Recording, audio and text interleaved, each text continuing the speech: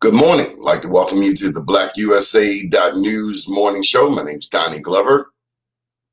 And this morning, I want to share with you a little bit of unknown or little known history. Since 2011, Be More News and now Black USA, we've been giving away these Black Wall Street Awards. It was about 10 years ago that I learned about Black Wall Street. Many of us have heard the song, You Dropped the Bomb on Me by the Gap Band. Good morning, everybody. And who knew that that song was actually about the destruction of an entire community located in Tulsa, Oklahoma? It's called the Greenwood District. And on May 31st, June 1st, 1921, this Black community was bombed and burned to the ground, all because a white lady accused a Black man of sexually assaulting her. And that was never proven. But nonetheless, an entire community, some 35 square blocks, loaded with businesses. Some say 300, others have said 600. So a Black community with hundreds of businesses was bombed from the air, as goes the song, You Dropped the Bomb on Me, and then burned to the ground. As a result, hundreds of businesses were destroyed. 10,000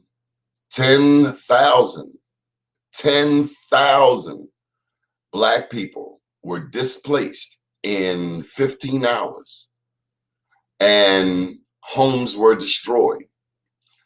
It was the worst massacre this country has ever seen. I've seen a number of stories when these mass killings take place in various places around the country, but nothing in American history has ever been more devastating, particularly to something that was done to its own citizens.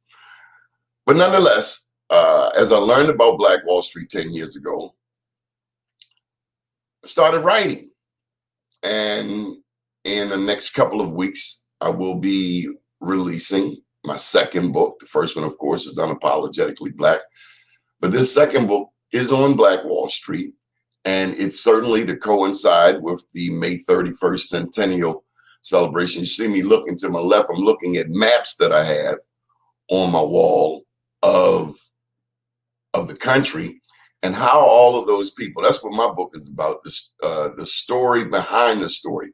How did those people get to Oklahoma? How did those Black people all land in that part of the world? What was going on? And so we talk about it. We go into the history of what I call freedom colonies. And so there were freedom colonies all across the country. And again, you'll have to get a copy of this new book once it's released. But what I will go into, good morning, Larry Collins. What I will go into that we all should know is that wherever there were Black people, number one, there was some type of resistance to slavery, whether it was in Mexico, whether it was in Panama, whether it was in the Caribbean, wherever there was slavery, there was resistance, and strong resistance. People just weren't. Brazil. Oh, let me tell you about Brazil. Do you know who the freedom fighter is in Brazil?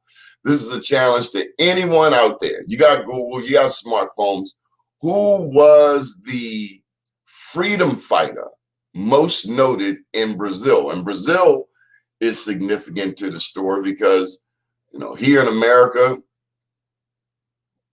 us Black folk tend to know the score here. We know that we are 13% of the population. That equals about 40 million Black people. But did you know, my friends, that Brazil has 100 million Black people? 100 million, 2.5 times the number of Black people here. So my question to you, with more slavery, do you think there was any resistance? Do you think there were any Africans who fought back? And I'm here to tell you There were. If you can answer that question, who was the freedom fighter in Brazil? Put it in the comments section there for me. If you know who the freedom fighter was in Brazil, and I can tell you to this day, they revere this freedom fighter and they celebrate him. It was a he every year. So I'll just leave that question out there. But in addition to Brazil, my favorite story, my absolute all-time favorite story, is that which happened in Haiti. And Haiti, of course, was colonized, imperialized by the French. But there was some resistance. The black people there did not like slavery either. And just like everywhere else, slavery raised its ugly head. There were some freedom fighters that raised their heads. And the leader was Toussaint Louverture. Oh my God, he's absolutely my favorite hero, particularly here in the Western Hemisphere. Toussaint Louverture led the Haitians. He was a French soldier, but he brought his skills back to the community, and they kicked the French, including Napoleon, right in the arse. And to this day, sadly, the reason that Haiti is so poor is because France has put their foot on Haiti's neck and made them pay a sort of restitution. If you recall, a few weeks back, we had a young lady on who was from Haiti, and we went into this story.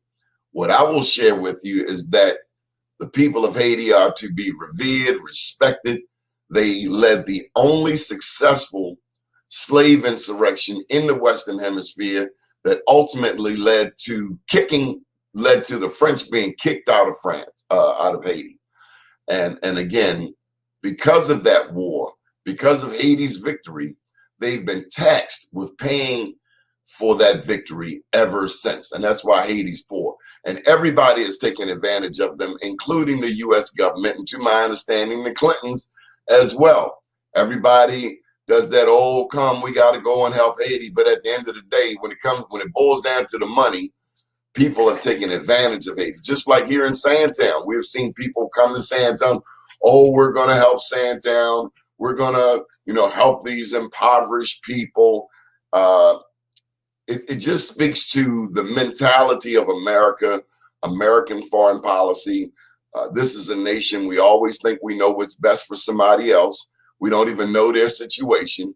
But from the sky, from our satellites, we look down on them and say, oh, they need food, shelter, and clothing, but have no idea of what these people really need. And so the story of Haiti is one that I talk about. I talk a little bit about Jamaica. Some of you have been to Jamaica. Good morning, Andy Havas, all the way out there in Hungary. What time is it out there, Andy? I've always wanted to ask you that. And Michael Eugene Johnson, big on Black business here in the city of Baltimore. So I told you a little bit about Brazil. And Michael, Andy, I posed the question, who was the greatest freedom fighter in Brazil? And I technically spell Brazil, Brasil, but here in the United States, it's with a Z, of course. But Brazil has 2.5 times the number of Black people that we have here in the United States. And my question is, who was the freedom fighter most revered there in Brazil? So we touched on Haiti, and I'm about to tell you now about Jamaica. Does anyone know who? Oh, 3 in the afternoon. Okay, so you guys are 5 hours ahead of us. Okay, the freedom fighter in Jamaica. If you've been to Jamaica and you've ever had to trade your money, exchange your money, you know that on the $500 bill is Nanny the Maroon Queen. Nanny, the queen of the Maroons, loaded with a machete. If you've ever been to Jamaica, please leave the resort, have a tour guide take you up into the mountains so you can see the real beauty of Jamaica. You cannot see the beauty of Jamaica from a resort. Yes, you're safe. I get it. And this is not, you don't want to go on an excursion with your, with babies. certainly not elderly people, but you certainly want to go up into the mountains. Yes, Michael Eugene Johnson, Zumbi dos Palmares. Zumbi, that was his name, Zumbi, freedom fighter down there in Brazil. They revere him to this day. At the end, he helped form a freedom colony. He was ultimately beheaded, and that made him all the more a martyr there in Brazil. In Jamaica, of course, they had Nanny the Maroon Queen, and the story I was told when I first learned about Nanny is the British soldiers went after her. They shot bullets at her. She turned her backside. The bullets ricocheted and went back and knocked them down. That's how the Jamaicans always tell me the story. That and Nanny was able to negotiate territory for the Maroons up in the mountains. Maroon Town, I believe is what they've called. If you've ever had a chance, Michael Eugene Johnson, you like this topic, you ought to come in and join me. I'm gonna put the link in the comments section. But if you've got it, if you go to Jamaica, pay a tour guide. There's the link, Mike. Pay a tour guide to take you up in the mountains so you can see, one, the beauty of the country. You cannot see the beauty of Jamaica from a resort. You're never going to see it. I was up in the mountains on the back of a bike or back of a motorcycle. The road was that wide. The cyclist knew it like the back of his hand. You get a chance to see the tree line. As you're going through the mountains of Jamaica, you see, fresh fruit on trees. And what the people always say, the fruit makes you strong and fit. And you haven't been to Jamaica if you haven't tried ackee and saltfish. Here in the United States, what do we eat for breakfast? Eggs and bacon. Eggs and bacon, that's what we eat. But there in Jamaica, fresh fruit on trees. And what the people always say, the fruit makes you strong and fit. Fix your camera there, Mike. You haven't been to Jamaica if you haven't tried ackee and saltfish. There you go. In the United States, what do we eat for breakfast? So you got to cut something off. We hear you. Eggs and bacon. Okay, can you hear me now?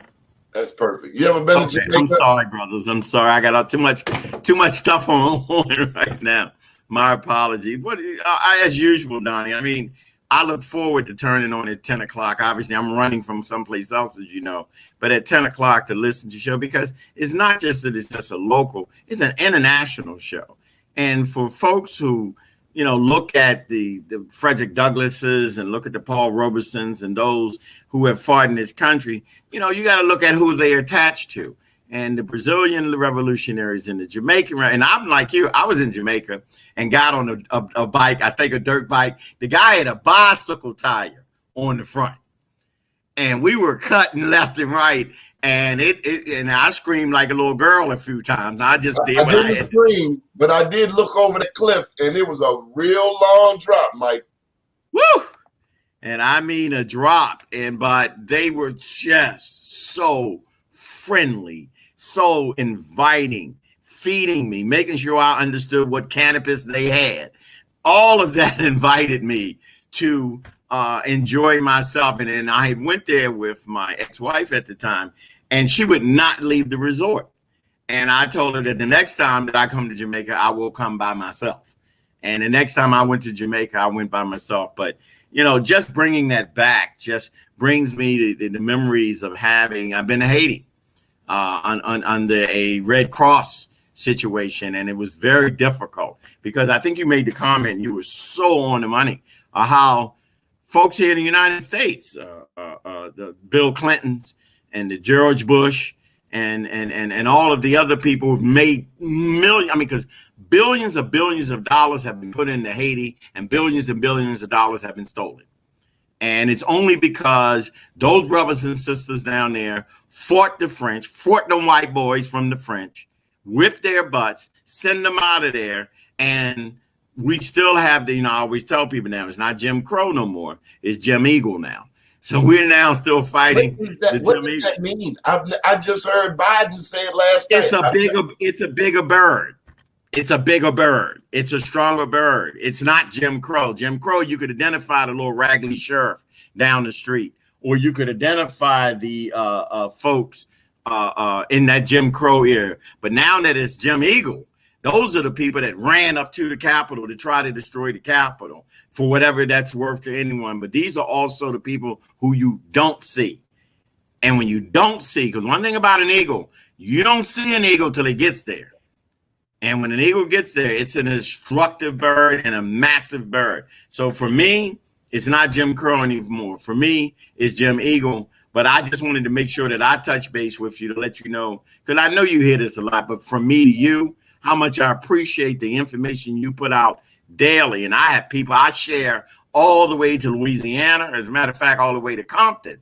I share your show to some friends of mine, and they all appreciate it so much. And I appreciate you and bringing up what you do. You get on my nerves sometimes because you do that because you love me. But that's okay, because I can love you back and get on your nerves. Can you stick around for a few minutes?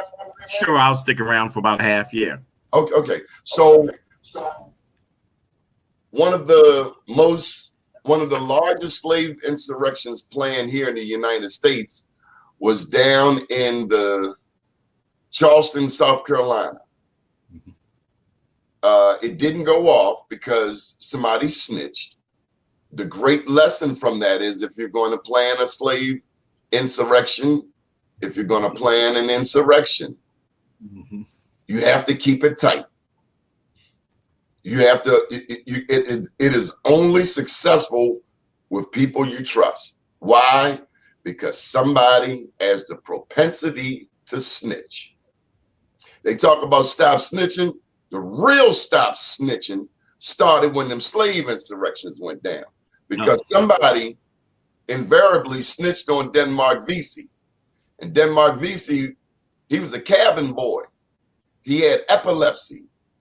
And they found that out when he was down in the Caribbean. He was sold. Somehow he ended up in Charleston, South Carolina. And he worked as a cabin boy on a slave ship. And he would go around and they would travel presumably, I'm guessing the Atlantic, the islands, the Caribbean. But when they found out he had epilepsy, they kept his duties simple. Long story short, he learned multiple languages, including French, so he could read French newspapers. So when the revolution took place in Haiti, he brought that idea back with him to Charleston, South Carolina. Now, I believe the year was around 1799. Denmark Vesey, spelled V-E-S-E-Y, he hit the number. He bought his freedom, and the good white folks said, Denmark, hey, Denmark, why don't you move back to Africa?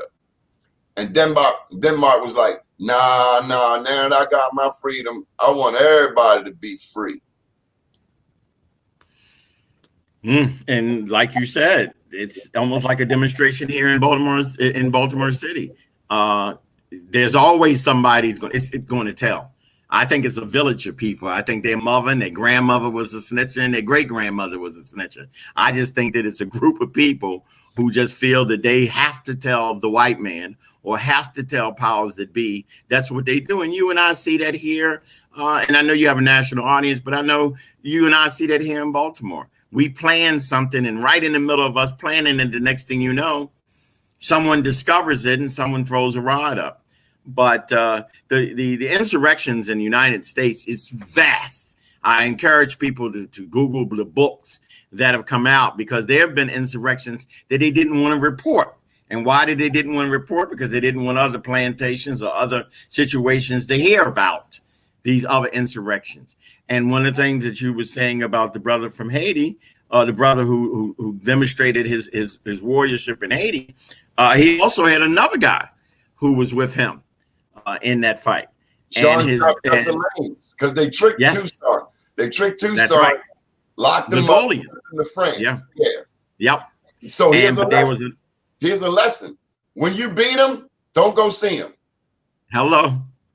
Why would you go see him? And we don't know how it went down, but he had beat him. And for some reason, he thought, however, and I don't know the details, he thought he could trust them.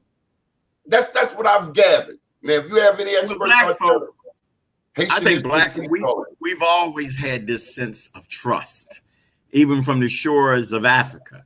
We've had these sense of trust that maybe we were just going to a boat ride, or maybe we was just going to go visit somebody. And to this day, we have a sense of trust.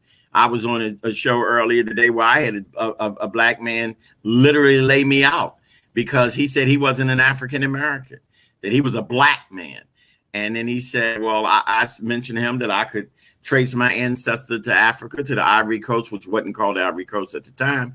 And he says, well, you know, I've been in this country long enough that I'm black. And I just explained to him that black was a color. So yeah, there's some mental illness going on even in the revolution. And What was his point? His point was he wasn't an African American. Why was that important? I mean, It was black, important enough. African American, Negro, colored. Okay, now what? I agree. I agree. And not to prolong that insignificant conversation that I had with him, I just, after a while, just really just be quiet and just let him go ahead and finish, because, you know, my daddy used to always say, you have to let a fool be a fool. You know, don't try to change a fool. Let a fool be a fool. And so too many of our times and our struggles, but absolutely the insurrection of slave revolt, you know, it wasn't no happy slaves. There wasn't no people happy to be slaves. That's what I'm writing in my book. That's what I'm writing in my book. And also how wherever there was slavery, whatever country, see, we get parochial in America. Slavery was throughout the Western Hemisphere. And so it wasn't just in the United States. Slavery was in Mexico. Hello? I'm getting ready to blow your mind. I'm going to share one fact that's in this book that I have coming up. For anybody listening, who was the first black man to come to the United States? And he wasn't a slave. Now, if you go back and read the story, he was a slave, but you don't become an explorer if you're a slave. Mm-hmm. And I'll wait. It's 10:23. Oh, no, we went out. You want your callers to, your listeners to text in on that Feel one. Free, anybody, look it up. Who was the first black man to come to the United States? And I can tell you, one, so how do we say this? Before the 1500s, 1400s, 1300s, there were no written records here in the United States. Mm-hmm. And if there were written records, they are hard to find. I would imagine some people don't want us to know. But he was not a slave, he was an explorer. Mm-hmm. Let me do it like this. You've heard of the Moors. Yes. The Moors dominated Europe for 700 years, right up until the slave trade. You ever notice that? Yeah. Columbus got going in 1492. He tricked Spain and Portugal, got money from both of them to go across the Atlantic. How did he know something was across the Atlantic? Because the Moors had already been going back and forth. Yep. That's the part they leave out in history. The Moors had already been traveling the Atlantic. Mansa Musa had traveled the Atlantic. I mean, not Mansa Musa, his brother. His brother. Yeah. His brother. That's how Mansa ended up inheriting the kingdom, because his brother never came back.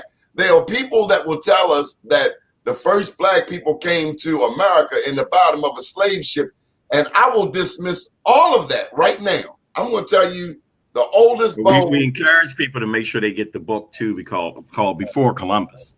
And, they came before Columbus. And that gives you a lot. And like you said, the Moors, I mean, these were nautical geniuses. These were people who literally mapped out the oceans in which we travel in today. It was the Moors. So down in Brazil, I believe the year was 1974.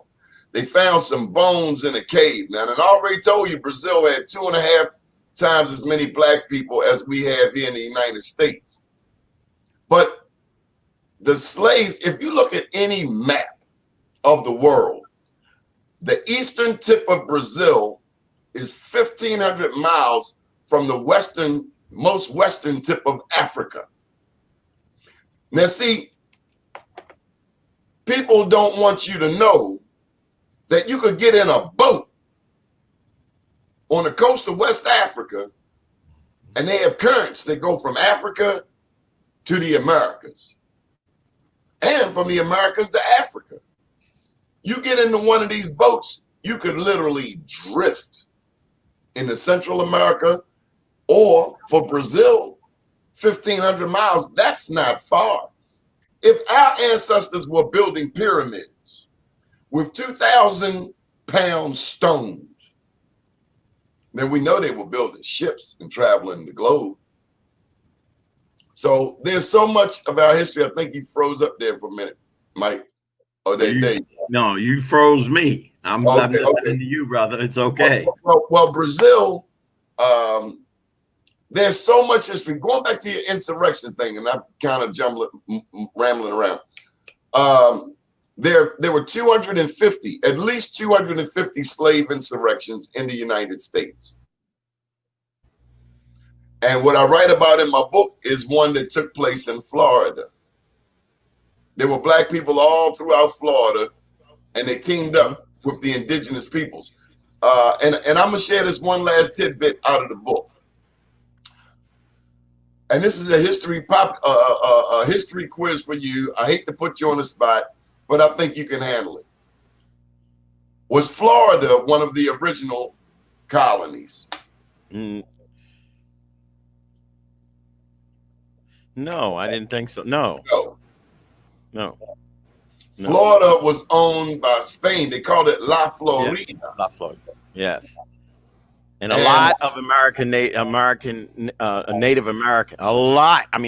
millions of Native Americans were up and down the state of Florida, as we call it today. Well, of course, they killed a gazillion of them down there, but I hate to share this with you, but share, brother, share. Oldest pyramids are in the Americas. There are 450 mound pyramids. A lot of people don't know. Nearly 500 mound, M-O-U-N-D, grass pyramids in the United States. But I was going somewhere else. Where were we? We were in Florida. Florida. There's so much. See, when Trayvon Martin happened, oh my God, I didn't even think of Florida for 3 years because I just had this ugly impression of Florida.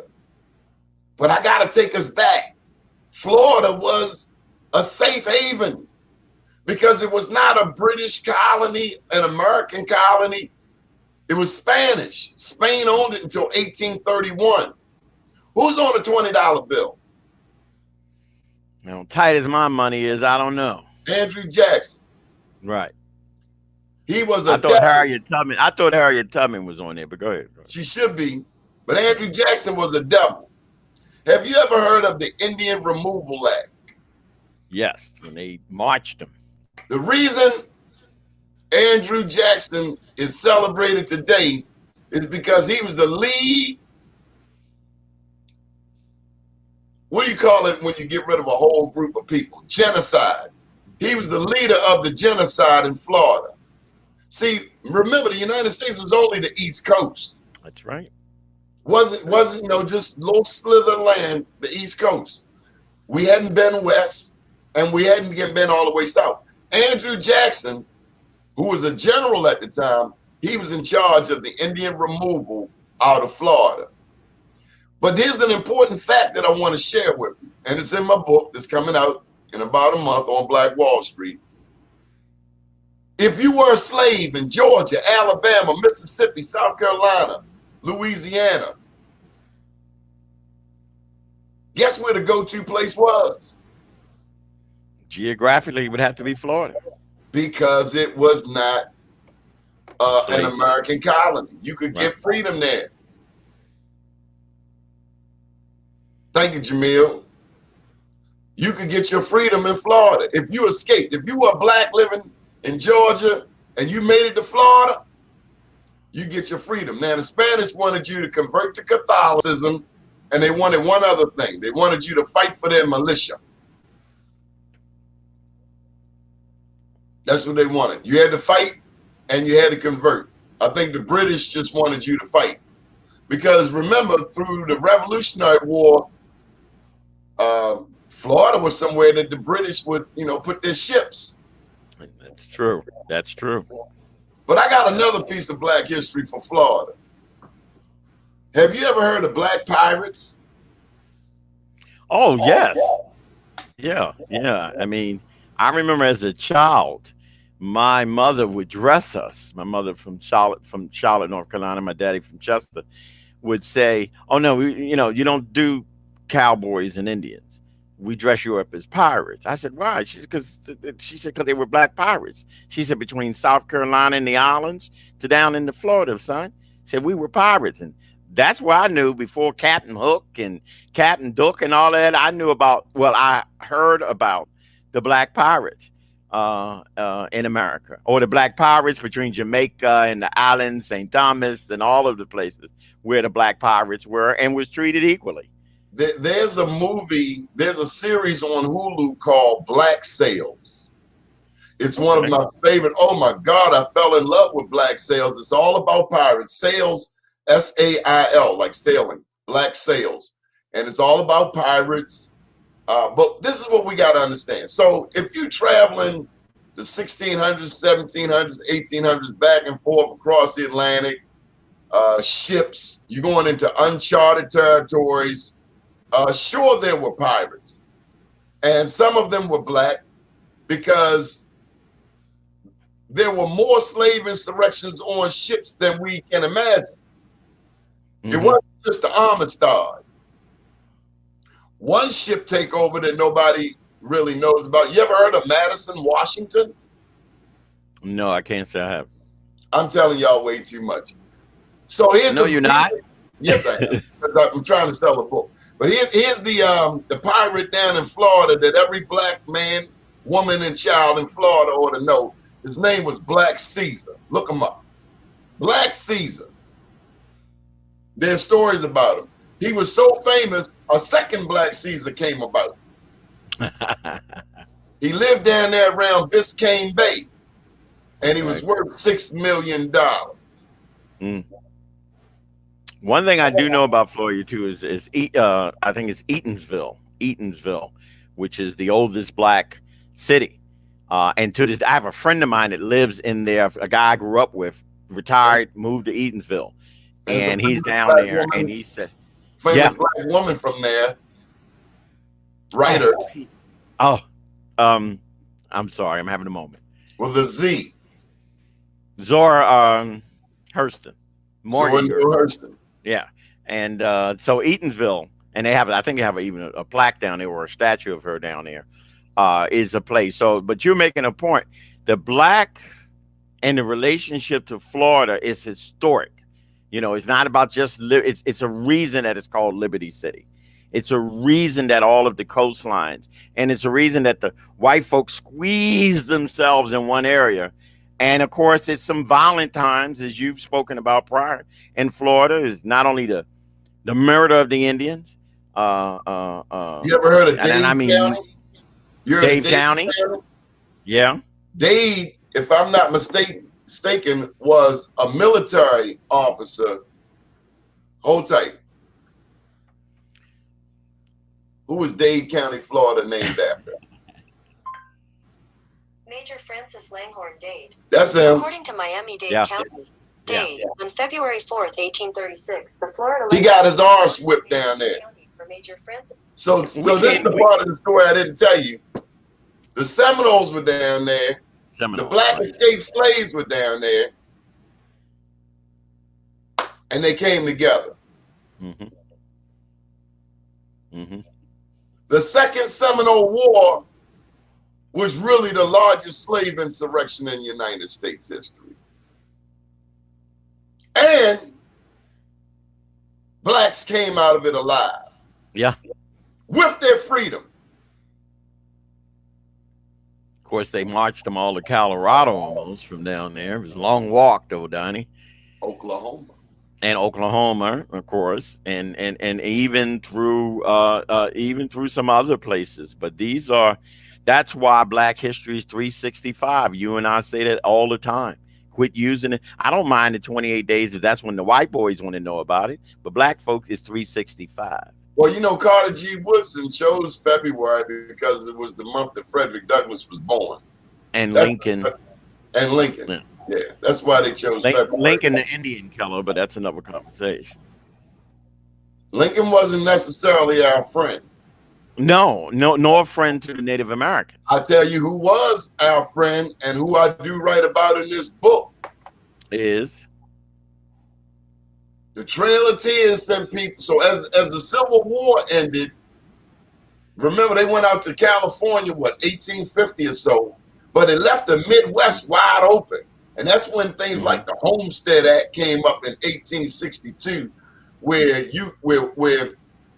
people, mostly white though, they got 160 acres of land, but they just had to live on it and work it for 5 years. and the Cherokees made it a little tough, but go ahead. The Cherokees and the Creeks. Oh yeah.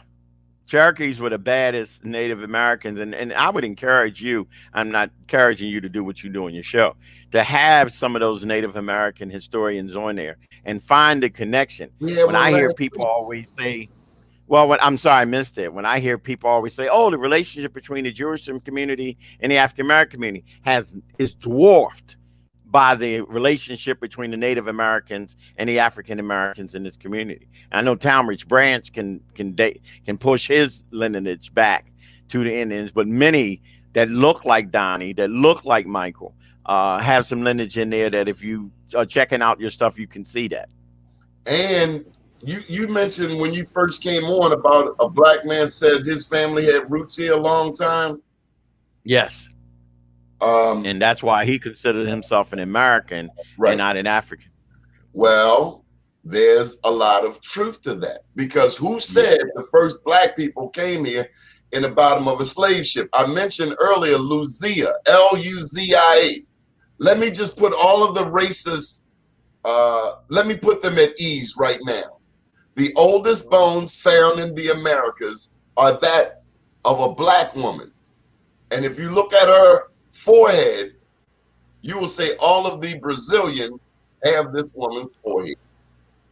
Look her up and find me some older bones than Luzia down in Brazil. Now, I done told you Brazil is only 1,500 miles from Africa, and Brazil is just on the continent beneath us. So do we not think those people came up the Americas? Now, of course, the Asian Indians came through the Bering Strait into the United States roughly 12,000 years ago. But I'm telling you about the woman close. See, the Asians had to go a long way to get here. The black man ain't had to go nowhere. So you tell me the black man couldn't? And we got to remember the land masses were different. Well, yeah, absolute. What is your book? What is your new book going to be called? Do you have a title? I can tell you in about 2 weeks. Okay. I do have a title, but we have to go through the copyright process first. I understand. So I will only tell you once it's legit. I haven't told anyone except my German Shepherd, and good luck getting it out of him. I know about German Shepherds. You don't get nothing out of German Shepherds, but play and fight. Yeah, but it's certainly, Jamil, you might want to come on. No ancient Asian bones found in the Americas. Okay. It's all about information, and the big thing. So they don't want us to know about Luzia. Believe you me, when the white scientists in Brazil found her bones, what do you think as they reconstructed the DNA? And the story is all online. You can find the pictures exactly. They were hoping to find a white woman. They've been looking. Keep looking.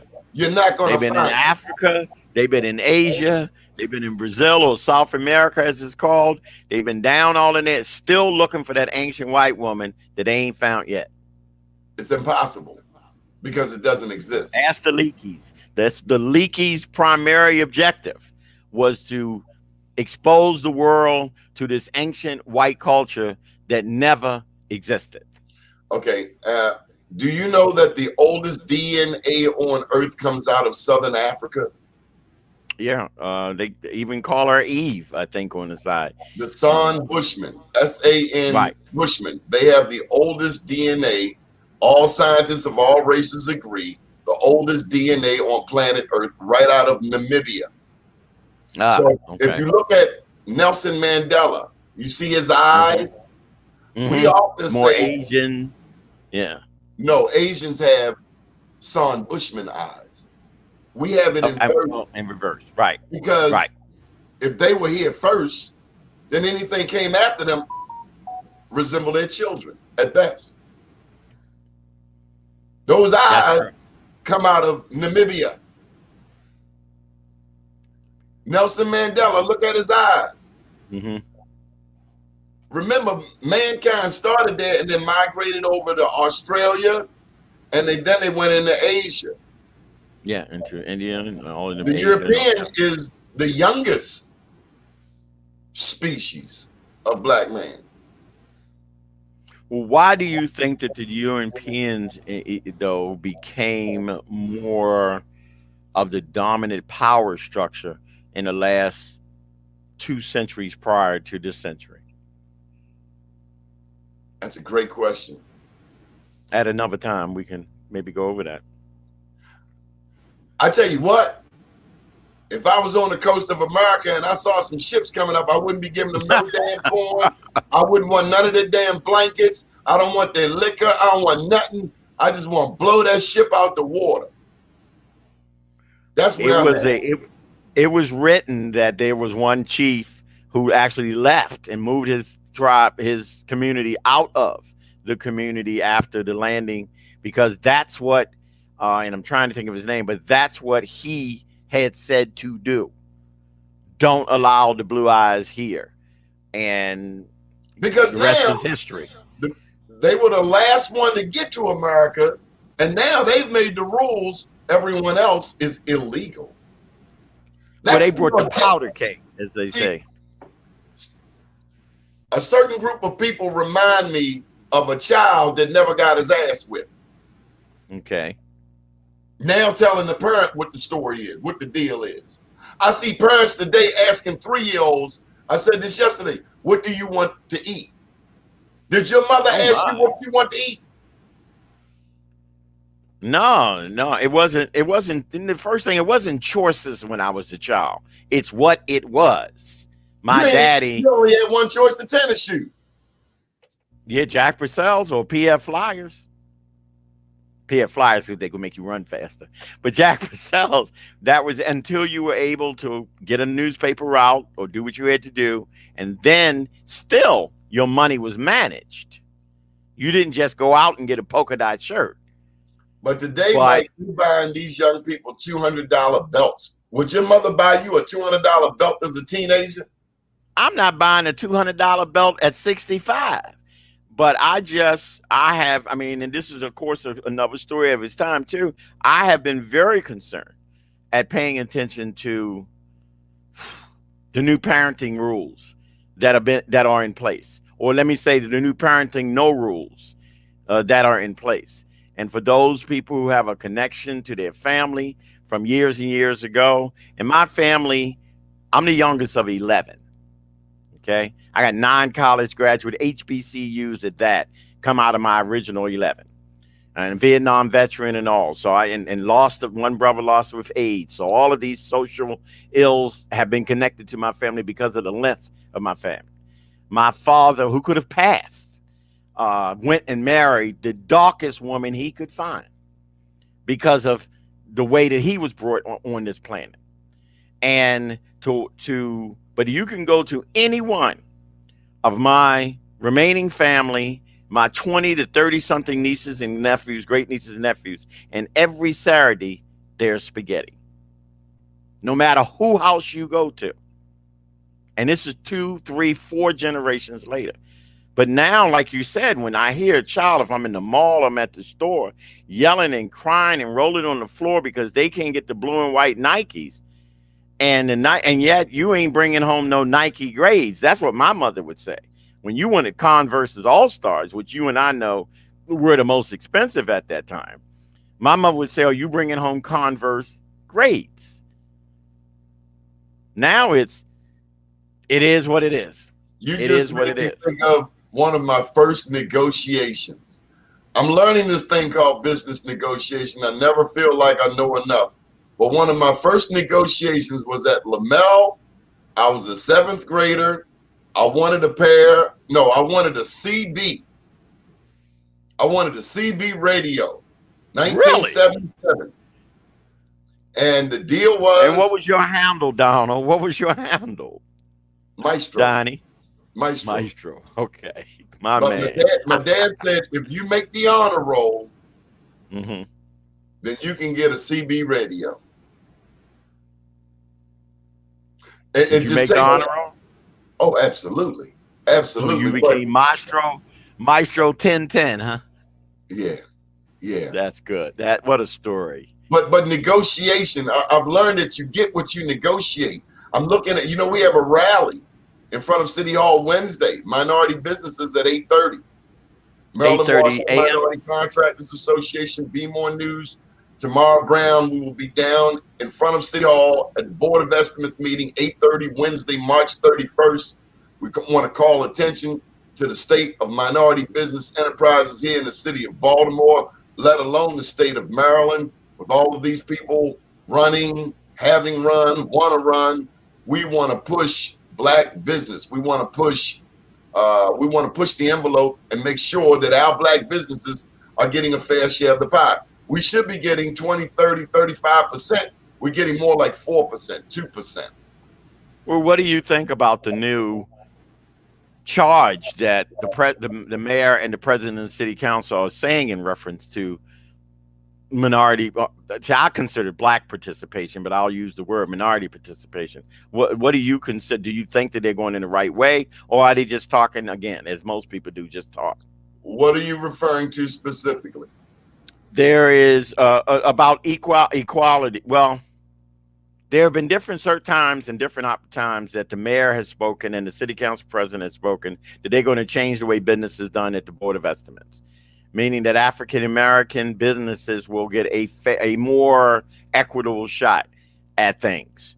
And I know you've had the lawyer who represents many of the minority contractors on your show quite regular. And I wish I could give you more of a defined answer to your question. But I've heard them say things are going to get better. What that means for Black folks. Let me tell you what we're talking about. There's a pie. And from what you're saying, they're saying that some of the prime contractors are willing or will be giving up some of their share of the pie. If they can make that happen, I will certainly be impressed. But are we ready as business people? Let me say this. Consider the majority contractors like Floyd Mayweather. Okay. They are the champ. They live, eat, and breathe Black business. Hey, Corey. Corey was on the show. Mr. P. Gates, he was on the show yesterday talking about the menthol. I watched the show. Great show. But these prime contractors, be it New York, Baltimore, Florida, they are like the champ. They are like the heavyweight champ. You're not just going to go in there and take their lunch money. I don't care who you are. You have to fight for it. And that's really what I talk about in this book, the fight to be. We're just fighting to be.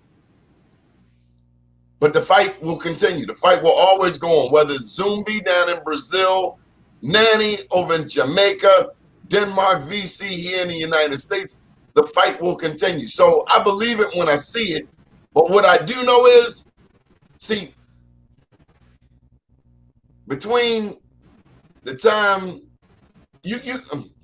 over the past 40, 50 years, we've been going out Liberty Road. We've been moving, the exodus from Baltimore City to Liberty Road. In New York, up there with Mr. Peggy says, they've been going from Brooklyn, from New York. They've been going over to Long Island, more suburban life. And all that way, right.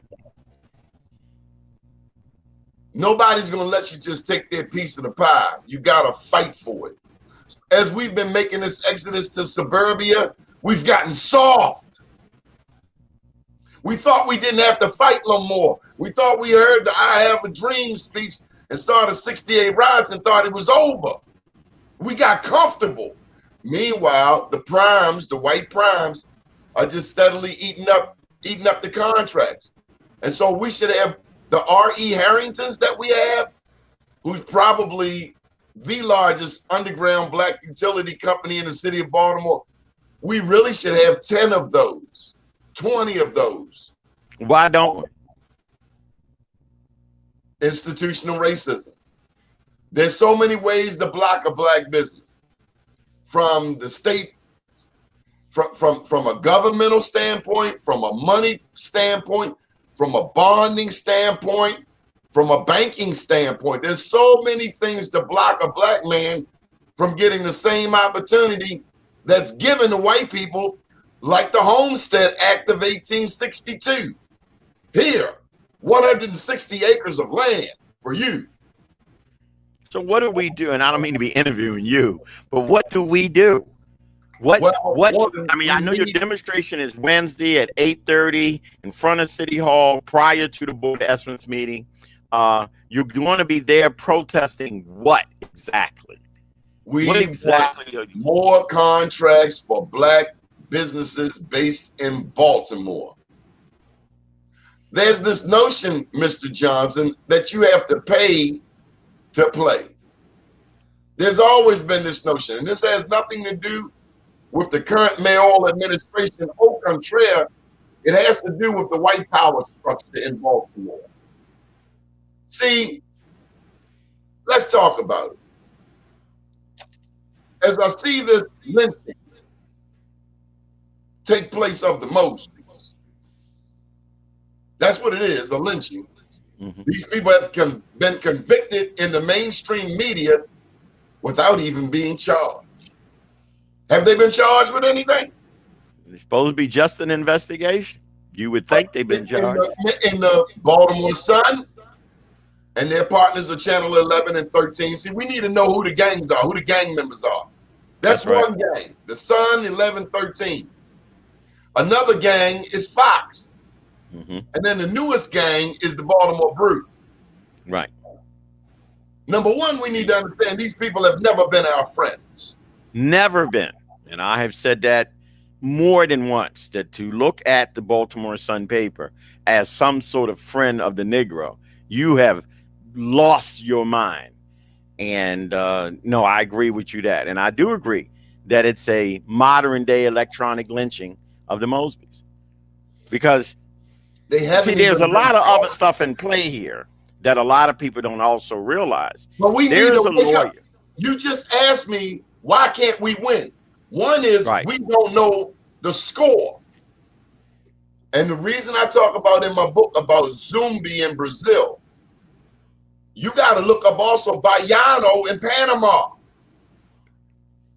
King Bayano, Bayano. We need to know this. In order to do a successful slave insurrection, in order for those Trumpsters to do what they did in D.C., you need information for one. Timely information. You also need no snitching. The insurrection that we witnessed January 6th went down because some people were on the same page. Were they not? Correct? Absolutely. People on the inside who said, just open that door. You ain't got to do nothing. Just open the door. Unlock the door. And then they get on the phone. Use door number 3 around the back. They had information. They had organization. They had cohesion. And they had communication. No snitching. You didn't see anything in the news. Well, actually, we knew they were coming. The whole damn world knew they were coming. Everybody knew but the Capitol Police. But that's a really well organized. Now, when you're black and you ain't got a lot of money and you're still mad at Michael Johnson over that argument you had at over at Odell's back in 1982, then I'm going to use this. And okay, now I know Michael Johnson get ready to go out there and stick his neck out there. Hey, white man, Michael Johnson get ready to do some stuff on you. He going to be at North and Charles at 2 o'clock. And that has happened. We've had, we are,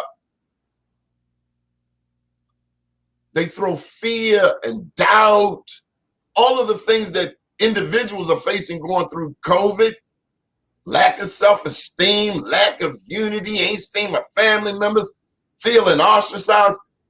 The whole world is like a prison inmate right now. We've been sent to our room, and you can't go around the masses. So we lose for lack of vision, for fear, for snitches. Some people get paid off. And let me just say, I ain't got nothing against Liberty Road. I love Randallstown. At the same time, do the black people out of Randallstown vote? Do they even know who their council person is? And then look at the condition of the district when you go out around the center. And there's the enclaves of black folk that have bought nice houses, and that's fine.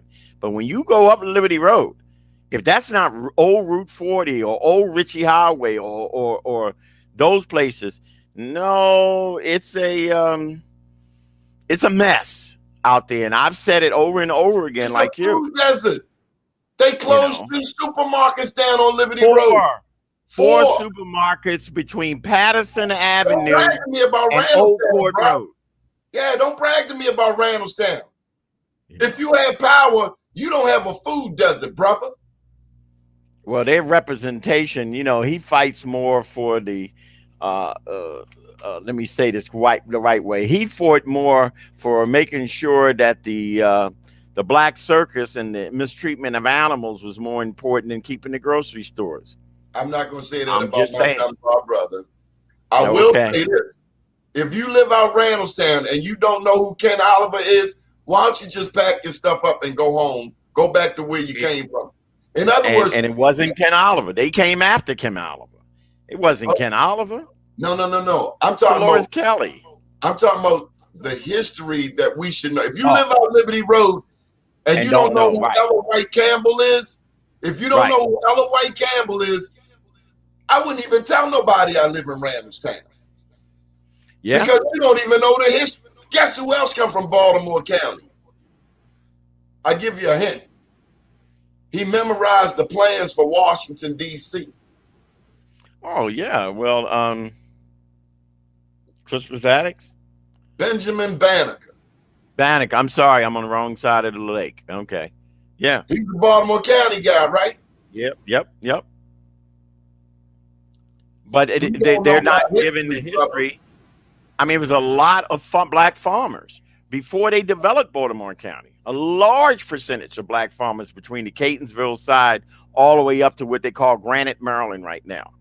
Because Howard County is another conversation, but all the way towards up. The migration, and the only thing that I may not disagree with you, but I have some conversation with, is that when you say that the migration has softened people, but you got to look at the reason that people left the city of Baltimore. Education, right. I mean, housing, crime, and education. But especially education. Randallstown is no panacea. Did you know Randallstown has had the largest percentage of group homes in the state of Maryland for about 25 years?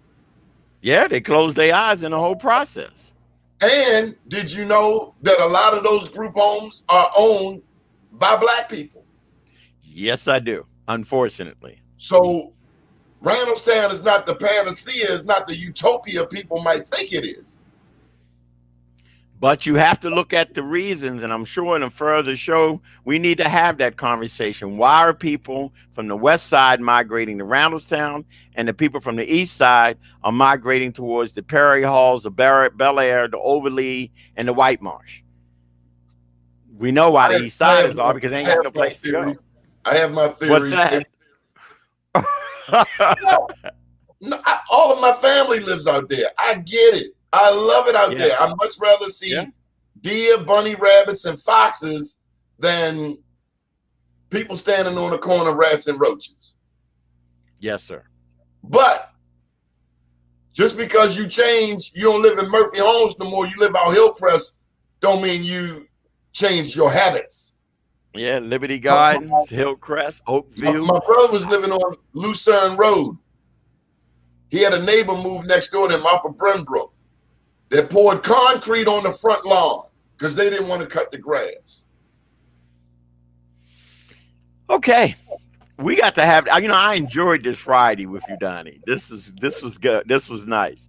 But I would like to, I want to ask you that when this book come out, can I give you an interview on your book?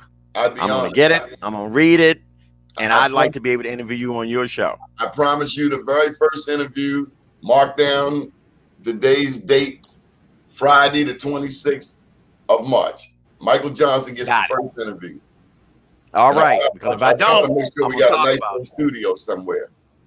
I'm sure. And the thing that I like about this network, I know that there's some other people doing networks. I'm trying to squeeze everybody together because we could do a 24-hour network.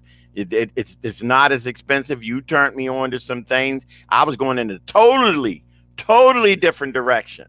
And now I have saved and been able to put together about 5 different folks that want shows, but I want to have that conversation with you in the future. But I want to thank you not finding it robbery to have me to come on and share Friday with you anytime you want to share Friday with me.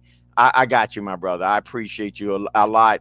And, you know, Donnie, I don't always get a chance to have this one-on-one with you, but let me make this absolutely clear. Everything that you always say, I know is from your heart. That's enough for me.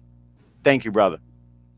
Good morning, BlackUSA.News. Thank you, Mr. Johnson. Have a beautiful weekend, everyone. We'll be back at 7 p.m. tonight with Fatima Halima, and she has the show, The Caring Nurse. Tonight's her debut.